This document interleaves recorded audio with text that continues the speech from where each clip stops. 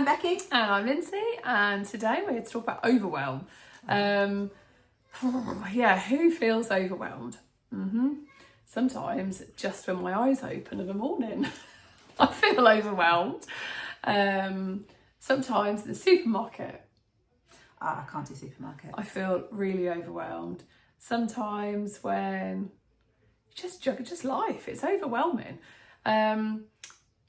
So we're kind of here to kind of talk about how we deal with overwhelm at BHVA. Obviously, we're not here as to solve all life's problems for overwhelm, because it's overwhelms around. It happens all of the time. But we try and help people to deal with overwhelm in certain situations. So a lot of our one-to-one coaching, whether it be for a specific arts or whether it's more linking to our Arts for Learning programmes for people who are here on alternative provision.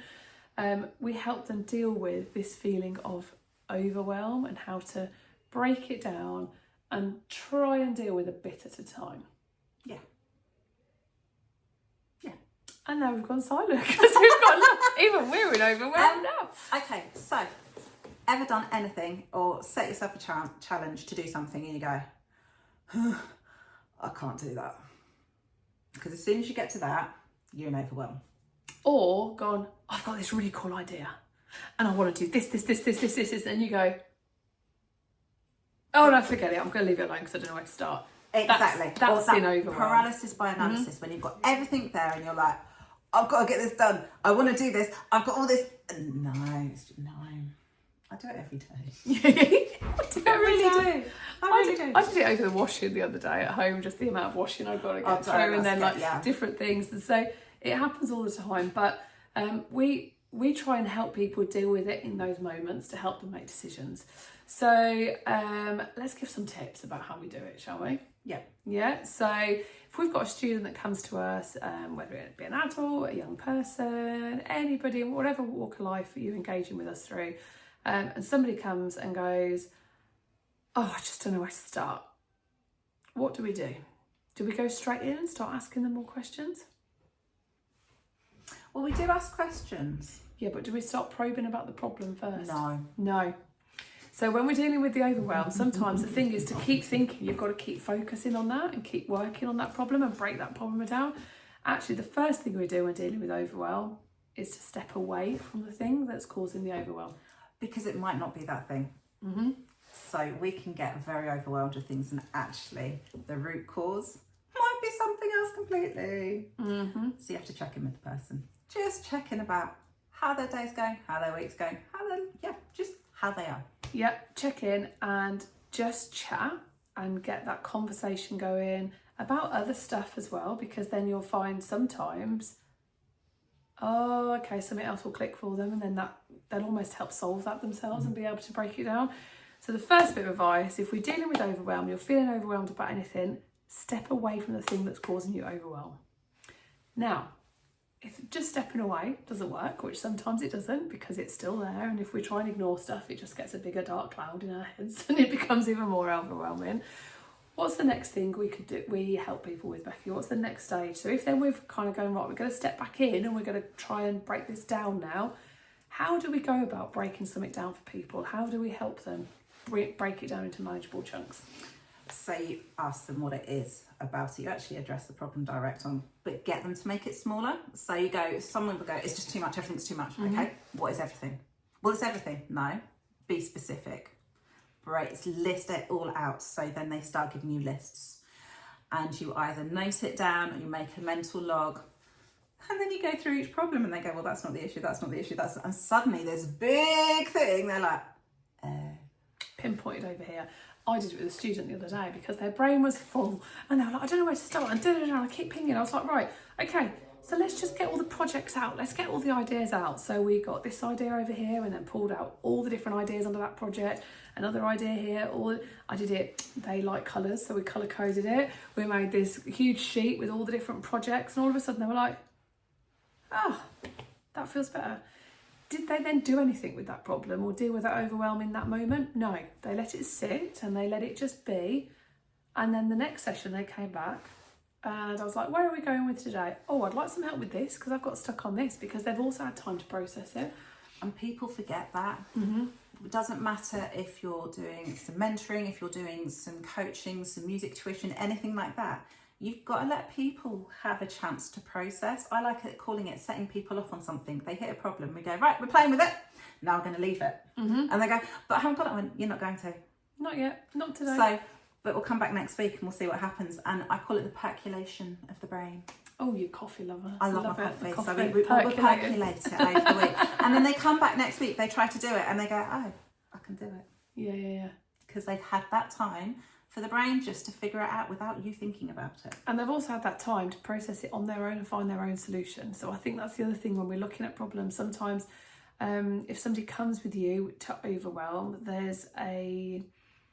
sometimes the person that's supporting the other person feels like they've got to come up with a solution for them and break it down, and that's not the case. You're there to help them figure it out and find the different bits of the puzzle themselves as well. So yeah. And sometimes you leave it, you don't address it. Sometimes you do. This is where there isn't one size fits all.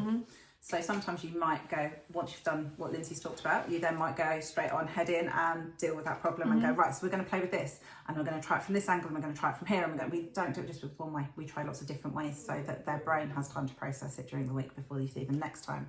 Sometimes you don't touch it at all. We go, okay, well, that's just too much, so we're going out over here, and you point them in a different direction purposefully. And sometimes that problem they came to you with, that initial overwhelm, never comes up again. And do we go back and revisit it? Nope. Do we leave it alone? Yeah. Because is it important now? No, we've moved on and we've made progress and stepped away. If then they bring it back up again, then of course we'll help them, but you don't have to keep going over it. And there is that thing when you're in overwhelm and you're seeing it as a problem by going over and over and over and over, it becomes a habit then, and a real dangerous habit, and a stuck in a way, doesn't it? It's because of how the brain processes things. So our brains are made up of lots of different pathways, lots and lots, and every new task we learn has its own little pathway. Now the problem is, if we keep going to a pathway and we keep hitting that stop, you've got to imagine like a big wooded forest or something. You have your very clear pathways, and sometimes you have these little divergent ones. And sometimes you'll go one which you think is absolutely a path, and then it stops at the dead end because everyone's come down it and tried it and can get no further.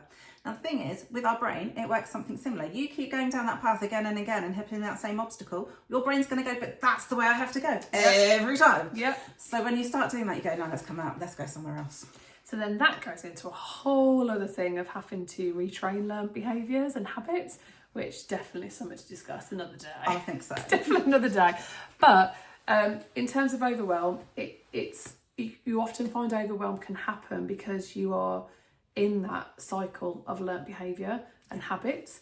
And so then maybe that's something you need to look at. If you keep getting overwhelmed by the same things, or keep getting overwhelmed by the same situations, or the same things keep happening, how do you need to break that down and look at it a bit more objectively and step away? So overwhelm happens, it's normal. Yep. Own it. You're allowed to say it's happening. I did it today with an email. I was like, my brain's just not processing, and there was nothing wrong with the email that I'd written. I went, Becky, can you just read this? Because I was in overwhelm on the simplest email and it just didn't work. So overwhelm happens. It's okay. It's normal. Top tip. When you start getting to that point, walk away. Because otherwise you're going to get so stressed, so frustrated. Walk away before you get to that point, or when you start feeling you're at that point, because you're not going to achieve anything. And you might go, well, I can't just walk away because then I'm going to get more into trouble over something. If you think you're going to walk away from something at work, like, you can get up and take a wee break. You could get up and make yourself a drink.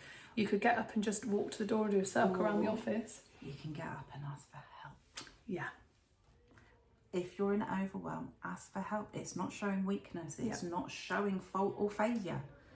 It's showing a bit of humility. It's something we learn at a conference. Something I've got to take on massively. Show a bit of humility. Ask for help. Yeah, 100%. So overwhelm happens. Don't try and hide it. Own it.